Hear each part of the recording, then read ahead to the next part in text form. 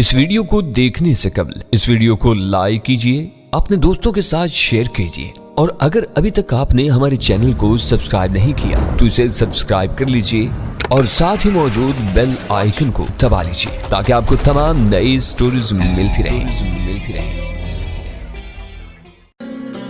لیکن اس کے ساتھ ہی اس حقیقت کی نشاندہی بھی ضروری سمجھتا ہوں کہ مجھے ملکہ کی اس رفاقت کے بجائے اس بدبودار اور غلیظ کوٹھڑی میں چوہوں اور چھپکلیوں کے ساتھ رہنا قبول ہے۔ ملکہ کو مجھ سے شاید اس قدر سخت توہین امیز اور عجیب و غریب جواب کی توقع نہیں تھی۔ وہ یقیناً یہ سوچ کر آئی ہوگی کہ میں اس کے پیروں میں گر پڑوں گا، اس رحم کی بھیک مانگوں گا، جاں بخشی کی التجا کروں گا اور اس کی ہر خواہش کی بے چوچرا تعمیل کروں گا۔ مارے غصے کے ملکہ کی زبان گنگ ہو گئی، اس کے منہ سے الفاظ نہیں نکل رہے تھے، وہ شعلہ بار نگاہوں سے مجھے گھور رہی تھی۔ مجھے پتا چل گیا ہے کہ ملکہ عالیہ اپنے عاشقوں کے ساتھ کیا سلوک کرتی ہے اور اپنا مطلب نکال لینے کے بعد ان کا کیا حشر کرتی ہے۔ میں نے مزید کہا، اوہ میں اس پاگل بوڑھے کو تو بھول ہی گئی تھی، خیرت ہے کہ وہ بھی ابھی تک زندہ ہے۔ ملکہ نے دانت پیس کر کہا، وہ ایک دیوانہ اور مخبوط الحواس شخص ہے اور اس نے میری انگوٹھی چرائی تھی جسے وہ واپس نہیں کرنا چاہتا اور اس کے بارے میں طرح طرح کی داستانیں سناتا ہے۔ بہرحال تو سن لے شہزور کہ تو نے میری توہین کر کے بالآخر اپنی موت کے دروازے کھول لیے ہیں، میں مرنے کے لیے تیار ہوں۔ میں نے سکون سے جواب دیا، تو پھر یہ بھی سن لے کہ تیری موت اتنی آسان نہیں ہوگی جیسی کہ تو سمجھ رہا ہے۔ میں آج ہی شہنشاہ کو تیرے بارے میں اطلاع دے دوں گی اور انہیں بتاؤں گی کہ تو نے میری عزت پر حملہ کرنے کی کوشش کی تھی، جس کی پاداش میں نے تجھے گرفتار کروا کے قید کروا دیا، اور پھر تیری سزا بھی میں ہی تجویز کروں گی۔ جانتا ہے میں تجھے کس طرح ہلاک کراؤں گی؟ ملکہ نفرت سے مجھے گھورتے ہوئے کہا، مجھے یہ جاننے کی ضرورت نہیں ہے استونیا۔ میں نے اسے ایک عام عورت کی طرح مخاطب کرتے ہوئے کہا، تو ایک ظالم اور قابل نفرت انسان ہے اور میرے دل میں تیرے لیے کوئی جگہ نہیں، تو کسی طرح کی بھی دھمکی یا لالچ سے مجھے قابو میں نہیں کر سکتی۔ تیری یہ مجال کہ تو مجھ سے اس طرح گفتگو کرے ذلیل کیڑے۔ ملکہ نے غیظ و غضب کے عالم میں کانپتے ہوئے کہا، اب اچھی طرح سن لے کہ تیرا انجام کیا ہوگا۔ میں تیرے ہاتھ پیر بنوا کر تجھے 4 گھوڑوں والے رتھ کے پیچھے بنواؤں گی اور پھر اس رتھ کو پوری تیز رفتاری کے ساتھ سخت اور پتھریلی زمین پر دوڑایا جائے گا۔ اس طرح یہ سنہرا بدن جس پر تو اس قدر فخر اور غرور کرتا ہے چیتڑوں کی طرح بکھر کر خاک میں مل جائے گا۔ اس وقت تجھے اپنے کہے ہوئے ان الفاظ کی قیمت کا اندازہ ہوگا، مگر تب بہت دیر ہو چکی ہوگی بد نصیب، کوئی تجھے نہیں بچا سکے گا، حتیٰ کہ اگر میں خود بھی چاہوں تو تجھے اس عذاب ناک موت سے بچا نہیں سکوں گی جو اس وقت تیرا مقدر بن چکی ہوگی۔ تو اپنے دل کی حسرت نکال لے استونیا۔ میں نے اطمینان سے جواب دیا، کیا ایک انسان کو ہلاک کرنے کے لیے ایک گھوڑے والا رتھ کافی نہیں ہے جو تو مجھے 4 گھوڑوں والے رتھ سے باندھنا چاہتی ہے؟ بہرحال تیری مرضی، میں اس کے لیے بھی تیار ہوں۔ ملکہ کی آنکھوں میں حیرت اور پریشانی کی جھلک نظر آ رہی تھی۔ میں اتنی سخت اور عذابناک سزا سننے کے بعد بھی مطمئن تھا اور رتی برابر بھی خوفزدہ نہیں تھا۔ ملکہ کی سمجھ میں یقیناً یہ بات نہیں آ رہی ہوگی کہ میں ایک عذابناک موت کو اتنی آسانی سے گلے لگانے کے لیے کیوں تیار بیٹھا ہوں۔ تو پھر اپنے انجام کے لیے تیار رہ سیاہ بخت انسان، ملکہ نے چلتے ہوئے کہا، جلد ہی تجھے موت کا پیغام مل جائے گا۔ ملکہ دروازے کی طرف بڑی اور ارکیداس سے ننگی تلوار لیے ہوئے میری طرف بڑھا، لیکن میں نے اسے کوئی حکم دینے کا موقع نہیں دیا۔ میں خاموشی سے مڑا اور اپنی کوٹھڑی کے دروازے سے اندر داخل ہو گیا۔ ارکیداس نے میرے پیچھے بھاری دروازہ بند کیا اور میں نے تالا لگانے کی آواز سنی۔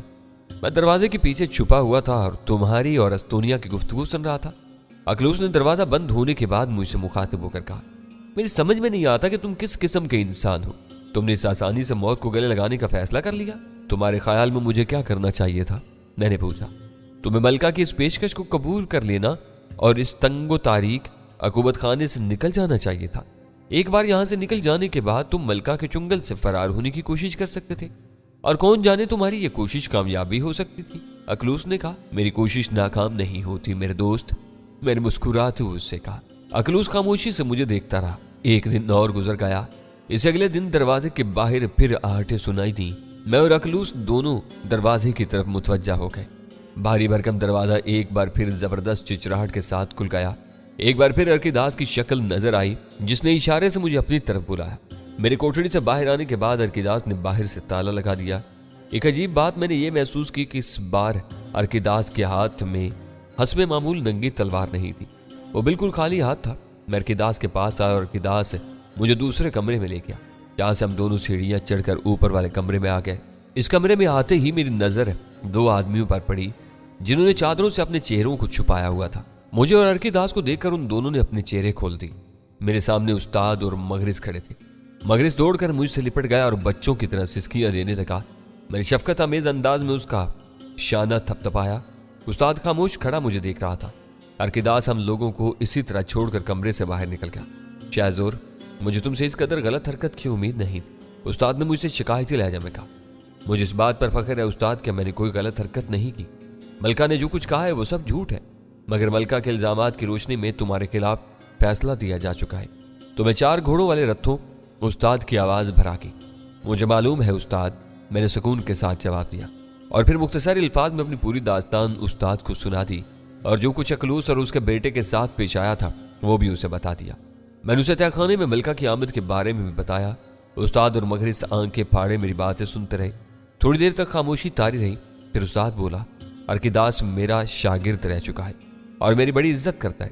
کل شاہی دربار سے تمہارے بارے میں اعلان کیا گیا کہ تم نے ملکہ پر مجرمانہ حملہ کرنے کی کوشش کی، اور اسی کے ساتھ تمہاری سزا کا بھی اعلان کر دیا گیا۔ یہ بھی بتایا گیا ہے کہ تمہیں ملکہ کے خصوصی قید خانے میں بند کر دیا گیا ہے۔ یہ خبریں سن کر میرے ہوش و حواس میں بجلی گر گئی۔ میرا سب کچھ لٹ گیا۔ تم ہماری عزت تھے، ہماری آن بان تھے، ہمارا سب کچھ تھے۔ میں نے سوچا کہ آخری وقت میں تم سے ملاقات کی کوئی سبیل نکالوں، اگرچہ یہ بات بالکل ناممکن نظر آتی تھی، لیکن تب مغرس نے مجھے یاد دلایا کہ ملکہ کے خصوصی قید خانے کا نگراں ارکیداس نے۔ ہم دونوں کل رات کو ارکیداس کے گھر آئے۔ پہلے تو وہ بہت خوفزدہ ہوا، لیکن جب ہم نے اسے یقین دلایا کہ ہماری اس ملاقات کے بارے میں کسی کو علم نہیں ہوگا، اور یہ کہ تم ہمارے خاص الخاص آدمی ہو اور اسے کوئی نقصان پہنچانے کی کوشش نہیں کرو گے، تو وہ مشکل راضی ہوا۔ ہماری یہ ملاقات بہت مختصر ہے شہزور، اگر تمہاری کوئی خواہش ہو تو بتا دو، ہمارے بس میں ہوا تو ہم اسے پورا کرنے کی کوشش کریں گے۔ استاد پر رکت طاری ہو گئی تھی، اگرچہ میں جانتا ہوں کہ جو کچھ تم نے کہا ہے وہ سچ ہونا چاہیے، کیونکہ میں نے تمہیں کبھی جھوٹ بولتے نہیں سنا، لیکن سوال یہ ہے کہ ہم ملکہ کا بیان اور اس کے الزامات کی تردید کس طرح کر سکتے ہیں؟ ہمارے پاس تمہیں بے گناہ ثابت کرنے کا کوئی ذریعہ نہیں۔ استاد باقاعدہ رونے لگا۔ میں نے استاد کی ڈھارس بندھائی اور اسے پوچھا، مجھے رت سے باندھنے کی سزا کس دن اور کس جگہ دی جائے گی؟ آج سے ٹھیک 1 ہفتے کے بعد اسی کھلے ہوئے اسٹیڈیم میں جس میں تم نے کشتی اور شمشیر زنی کے مقابلے جیتے تھے۔ استاد نے جواب دیا۔ اور تماشا دیکھنے والوں میں کون کون شامل ہوگا؟ میں نے پوچھا۔ بادشاہ، ملکہ، ان کے درباری، تمام امراء، رؤساء، شہر کے معززین، اس کے علاوہ تمام لوگ، استاد نے جواب دیا۔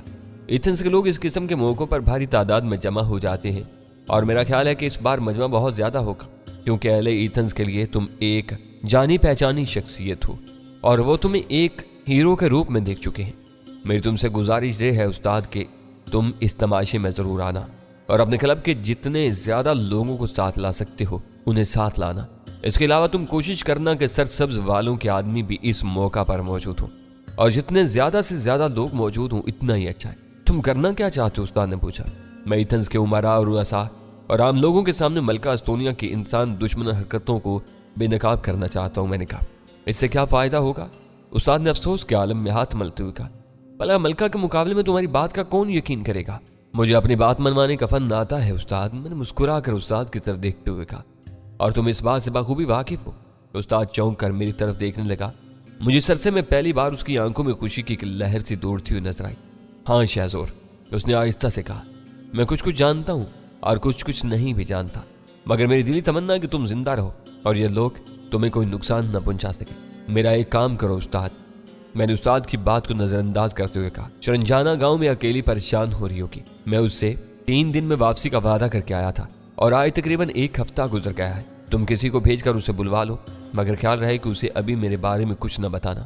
میں آج ہی مغرس کو بھیج دوں گا، استاد نے کہا۔ اس اثنا میں ارکیداس واپس آ گیا اور استاد سے کہنے لگا، اب تم چلے جاؤ معزز استاد، یہ جگہ تم جیسے لوگوں کے زیادہ ٹھہرنے کے لیے نہیں ہے۔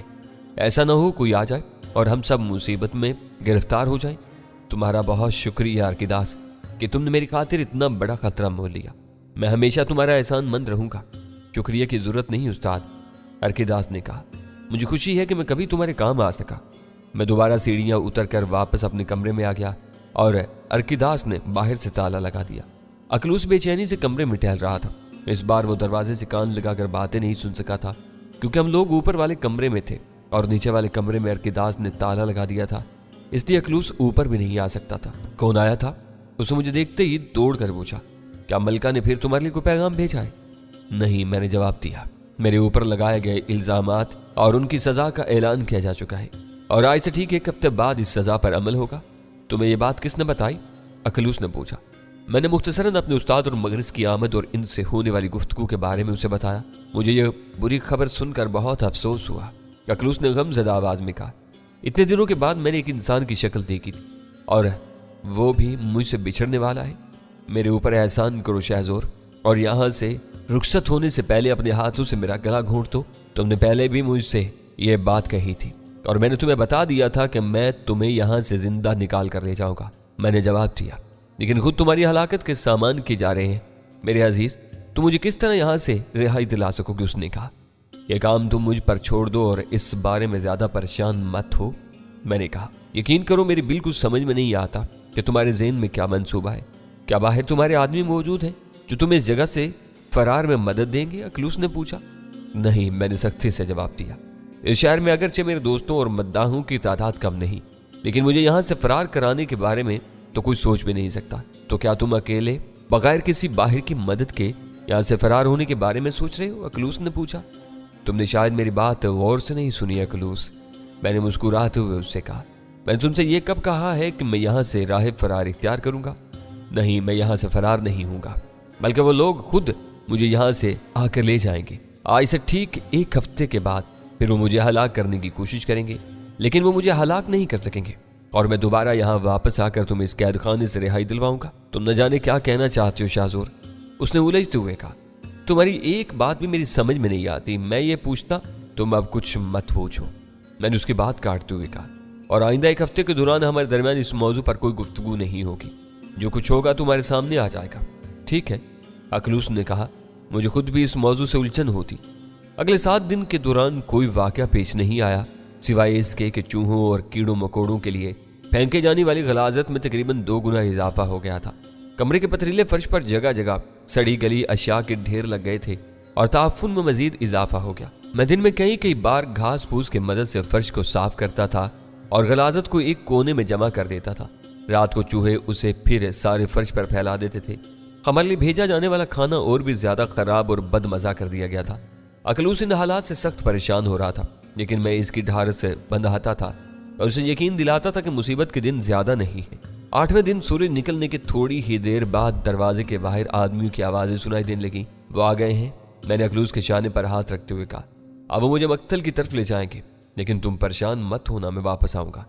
یکا اخلوص مجھ سے بری طرح لپٹ گیا اور بچوں کی طرح پھوٹ پھوٹ کر رونے لگا۔ شہزور، اس نے ہچکیوں کے دوران کہا، دیوتاؤں کے لیے میرے ساتھ مذاق مت کرو، میرے اوپر رحم کرو۔ جانے سے پہلے اپنے ہاتھوں سے میرا گلا گھونٹ کر مجھے ہلاک کر دو۔ تم تو مرنے کے لیے ہی جا رہے ہو، تمہیں میرے قتل کی کوئی سزا نہیں دی جائے گی۔ میں دیوتاؤں کو گواہ بنا کر اپنا خون تم میں معاف کرتا ہوں۔ مجھے ہلاک کر دو شہزور، مجھے ہلاک کر دو۔ پاگل مت بنو، میں نے اسے اپنے آپ سے علیحدہ کرتے ہوئے کہا۔ میں تمہارا قاتل نہیں بلکہ تمہارا نجات دہندہ بنوں گا۔ اس اسنا میں دروازہ کھل گیا اور میں نے ارکیداس کی شکل دیکھی۔ اس کے ہاتھ میں اس وقت ننگی تلوار موجود تھی، لیکن اس کے چہرے پر میں حزن و ملال کے آثار صاف طور پر دیکھ سکتا تھا۔ ممکن ہے اس کے دل میں میرے لیے اس بنا پر ہمدردی کا کوئی جذبہ بیدار ہو گیا ہو کہ میں بھی اسی استاد کا شاگرد تھا جس کا وہ خود شاگرد رہ چکا تھا۔ ارکیداس نے مجھے اپنی طرف آنے کا اشارہ کیا اور میں اخلوص پر الوداعی نظر ڈالتا ہوا اس کی طرف بڑھ گیا۔ مسلح سپاہیوں کا ایک دستہ جن کے ہاتھوں میں ننگی تلواریں تھیں بیرونی کمرے کی سیڑھیوں کو روکے ہوئے کھڑا تھا۔ ارکیداس نے میرے کمرے کا دروازہ بند کیا۔ اخلوص دروازے کے پاس کھڑا حسرت بھری نظروں سے مجھے دیکھتا رہا۔ ارکیداس نے دروازہ بند کر کے اس میں باہر سے تالا لگا دیا اور اس کے ساتھ ہی چند سپاہی آگے بڑھے جن کے ہاتھوں میں موٹی موٹی رسیاں تھیں، اتنی موٹی رسیاں جو شاید ہاتھی بھی نہ توڑ سکے۔ انہوں نے جلدی جلدی مجھے ان رسیوں میں جکڑنا شروع کر دیا۔ میں نے کوئی مزاحمت نہیں کی اور اپنے آپ کو خاموشی سے ان کے حوالے کر دیا۔ سپاہیوں نے میرے دونوں ہاتھوں کو پشت پر لے جا کر خوب اچھی طرح جکڑ دیا۔ میرے سینے اور کمر سے بھی ان گنت رسیاں باندھ دی گئی تھیں جن کے 4 سرے اس طرح نکالے گئے کہ ہر سرا ایک ایک سپاہی پکڑ سکے۔ ارکیداس خاموشی کے ساتھ یہ منظر دیکھتا رہا۔ مجھے رسیوں سے باندھنے کے بعد یہ قافلہ سیڑھیوں کے راستے اوپر آیا اور ارکیداس نے تہہ خانے کو جانے والے دروازے میں تالا لگا دیا۔ اب اخلوص ایک بار پھر اپنی تنہائیوں کے آزار میں مبتلا ہو گیا تھا۔ ہم لوگ قید خانے کی عمارت سے باہر نکل کر دروازے پر پہنچے اور میں نے دن کی روشنی میں پہلی مرتبہ اس عمارت کو دیکھا۔ अजीब हैबत ना किस्म की इमारत थी जो भारी भारी चट्टानों और पहाड़ों को काट कर बनाई गई थी। इसकी तवील चार दीवारी को देखकर अंदाजा होता था कि इसमें भी बहुत से कमरे होंगे, लेकिन इसमें दाखिल होने का सिर्फ एक ही दरवाजा था। इमारत का पिछला हिस्सा ज्यादा बुलंदी पर था जबकि सामने वाला हिस्सा कदर नीचे था। यही वजह थी कि मुझे अपने अकूबत खाने की छत इस कदर ऊंची मालूम होती थी, क्योंकि इमारत के हर हिस्से का फर्श यकसा सतह का था और अकूबत खाना तय खाने में था। मैं देखा कि इमारत के सामने के रुख पर कई मकानात बने हुए थे। ये यकीनन इस कैद खाने के अमले के मकानात होंगे और इन्हीं में से किसी मकान में अर्किदास पे रहता होगा। सदर दरवाजे के सामने मुसल्ला घुड़सवारों का एक पूरा दस्ता खड़ा हुआ था। इनमें से एक शख्स अपने लिबास और वज़ाकता से इस दस्ते का सरदार मालूम होता था। ये लो भाई साकलूम, अर्किदास ने सरदार को मुखातिब करते हुए कहा, कैदी सही सालम और बाहिफाजत तुम्हारे हवाले है, अब तुम जानो और तुम्हारा काम। शुक्रिया अर्किदास, साकलूम ने भारी आवाज में जवाब दिया और अपने दस्ते के घुड़सवारों को इशारा किया। दो घुड़सवार मेरे दाएं और बाएं तरफ आ गए और उन्होंने सिपाहियों के हाथों से रस्सियों के सिरे लेकर खुद थाम लिए। दो पैदल सिपाही मेरे आगे और पीछे आ गए और इनमें से हर एक ने रस्सी का एक सिरा पकड़ लिया और इस तरह हमारा ये काफिला शहर की तरफ रवाना हो गया। पहाड़ी वाले कैद खाने से बस्ती शहर तक का रास्ता काफी तवील था, जो मैंने दो सिपाहियों के साथ पैदल और बाकी मुहाफिजों ने घोड़ों पर तय किया। रास्ते भर मुझे लोगों के गिरोह बस्ती शहर की तरफ जाते हुए दिखाई दिए। रास्ते में मिलने वाले लोग भी इस मंजर को हैरत और दिलचस्पी के साथ देख रहे थे। जब मैं पहाड़ी वाले कैद खाने से रवाना हुआ था तो मेरे साथ सिर्फ मुसल्ला सिपाही थे, लेकिन अब बहुत बड़ा मजमा हमारे दाएं बाएं और पीछे चल रहा था। जैसे जैसे हम लोग आगे बढ़ते जाते इस जुलूस में और ज्यादा इजाफा होता जा रहा था, यहाँ तक कि वस्त शहर में वाक़ स्टेडियम तक पहुँचते पहुँचते एक बहुत बड़ा हजूम इकट्ठा हो गया था। मुसल्ला घुड़सवार लोगों को मेरे करीब आने से रुक रहे थे। बहुत से लोग मुझे बाआवाज बुलंद गालियां दे रहे थे। कई लोगों ने मुझ पर पत्थर फेंके और बाज ने सड़ी गली चीजें मेरी जानिब उछाली। खूब। अचानक प्रोफेसर खावर बोला, तो गोया इस जमाने में भी नापसंदीदगी के इजहार के लिए सड़ी गली चीजें उछालने का रवाज था। हमारे दौर में इस काम के लिए ज्यादातर गंदे अंडे और सड़े हुए टमाटर इस्तेमाल होते हैं। बात यह है कि उस जमाने में अंडों की इतनी फरावानी नहीं थी जितनी कि तुम्हारे दौर में है, मैंने जवाब दिया। अलबत्ता सड़े हुए टमाटरों की कमी नहीं थी। बहरहाल अपनी दास्तान जारी रखो, देखना है कि तुमने मलका अस्तोनिया का क्या हशर किया। लोगों के हजूम की माहियत में मैं बस्ते शहर में वाक़े स्टेडियम में पहुंचा और यह देखकर हैरान रह गया कि वहां पहले से खलकत का जबरदस्त हजूम था। लोग न जाने कब से वहां आकर जमा हो गए थे और उनकी तादाद में बराबर इजाफा होता जा रहा था। जाहिर है कि एथेंस के अजियत पसंद अरतरुन्नवाज लोगों के लिए इससे ज्यादा दिलचस्प मंजर और कौन सा हो सकता है कि एक इंसान को चार घोड़ों वाले रथ के पीछे बांध कर दौड़ा दिया जाए। मुहाफिज घुड़सवार हजूम में से रास्ता बनाते हुए मुझे स्टेडियम के अंदर खुले हुए वसी मैदान में ले आए, जहां एक तरफ एक हल्का फुल्का सा रथ खड़ा हुआ था जिसमें चार नहायत खूबसूरत और तवानाक घोड़े जुटे हुए थे। रथ गोया मेरे लिए काला कत्ल था। रथ के करीब ही दो मोटे ताजे और तंदुरुस्त कोचबान खड़े हुए थे जिनके हाथों में लंबे लंबे चाबिक थे। वो दोनों घोड़ों को ताना खिला रहे थे। जैसे ही मुझे मैदान के अंदर लाया गया और हजूम ने जो गोल स्टेडियम के मैदान के चारों तरफ लोहे के जंगलों के इस पार एक वसी दायरे की सूरत में खड़ा हुआ था, जैसे ही मुझे देखा वैसे ही एक शोर मच गया। तरह तरह की आवाजें बुलंद हो रही थी जिनका मफहूम मुझ तक पहुंचने से पहले ही फिजा में तहलील हो जाता था। लेकिन एक बात वाज़ेह थी और वो ये कि आवाजें दोस्ताना और हमदर्दाना नहीं थी। स्टेडियम के अंदर एक तरफ को साहिबान के नीचे शहनशाह और मलका और उनके रुआसा और मुअज़्ज़िज़ीन शहर बैठे नजर आ रहे थे। शहनशाह और मलका और इनके दरबारियों की नशिस्तें अभी खाली थीं। पिछली नशिस्तों पर मुझे उस्ताद और मगरिस बैठे हुए नजर आए। मगरिस ने मुझे देखकर हाथ हिलाया, लेकिन उस्ताद ने उसका हाथ पकड़कर जल्दी से नीचे कर दिया। उस्ताद से कुछ फासले पर सरसब्ज़ क्लब का सरबराह भी बैठा हुआ था और मैं काफी दूर से भी उसके चेहरे पर फैली हुई खुशी को महसूस कर सकता था। मेरे आने के बाद रथ को मुअज़्ज़ज़ मेहमानों के साहिबान के करीब पक्के रास्ते की तरफ ले जाकर खड़ा कर दिया गया। ये वो जगह थी जहां से मेरे ख्याल के मुताबिक रथ का सफर शुरू होना था। इस जगह को दानिस्ता तौर पर शहनशाह और मलका की नशिस्तों के करीब रखा गया था ताकि वो इस मंजर को बाखूबी देख सके और जी भर कर लुत्फ अंदोज हो सके। मुसल्ला घुड़सवार मुझे लिए हुए रथ के पास पहुंचे और उन्होंने मुझे रथ के पीछे खड़ा कर दिया। फौरन ही दो सिपाही लोहे की भारी भारी और लंबी जंजीरें ले आए ان زنجیروں کو میری کمر سے اچھی طرح باندھ کر ان کے کنڈوں کو اوزاروں کی مدد سے اس طرح آپس میں پھنسا دیا گیا کہ جھٹکا لگنے یا زور پڑنے کی صورت میں وہ کھل نہ سکے۔ میرے ہاتھ، بازو، شانے اور سینہ پہلے ہی مضبوط رسیوں میں جکڑے ہوئے تھے، صرف میری ٹانگیں آزاد تھیں۔ میری کمر میں زنجیر کو اچھی طرح باندھ دینے کے بعد بھاری اور موٹی زنجیر کے دوسرے سرے کو رتھ کے پچھلے حصے میں لگے ہوئے مضبوط اور ٹھوس لوہے کے ساتھ اچھی طرح باندھ دیا گیا۔ سپاہی اپنا کام ختم کر کے الگ کھڑے ہو گئے تو ساکلوم نے، جو ان مسلح گھڑ سواروں کا افسر تھا، زنجیر کے بندھنوں کا اچھی طرح جائزہ لیا۔ اس نے میری کمر کے گرد زنجیروں کو بھی جانچا اور رتھ میں بندھے ہوئے زنجیروں کے دوسرے سرے کو بھی اچھی طرح دیکھا اور پھر مطمئن انداز میں گردن ہلاتی۔ لیکن میرے سلسلے میں شاید خصوصی انتظامات کیے گئے تھے، کیونکہ چند ہی منٹ میں ایک سپاہی اور بھاری بھرکم زنجیر لے کر آیا جو پہلے والی زنجیر سے زیادہ موٹی تھی، اور میرے قریب کھڑے ہوئے ساکلوم کو مخاطب کر کے کہنے لگا، ملکہ عالیہ کا حکم ہے کہ چونکہ یہ مجرم بہت زیادہ جسمانی قوت کا حامل ہے، اس لیے ایک کی بجائے 2 زنجیروں سے رتھ کے ساتھ اسے باندھا جائے۔ ساکلوم نے اس شخص کے ہاتھ سے وہ زنجیر لے لی اور ہاتھ میں اسے تھودنے لگا۔ اسے تعریفی انداز میں گردن ہلائی اور بولا، ملکہ عالیہ کا حکم ذرا آنکھوں پر۔ پھر اس نے سپاہیوں کو اشارہ کیا اور انہوں نے دوسری زنجیر بھی میری کمر کے گرد باندھ کر اس کا دوسرا سرا رتھ کے مضبوط لوہے کے ساتھ باندھ دیا۔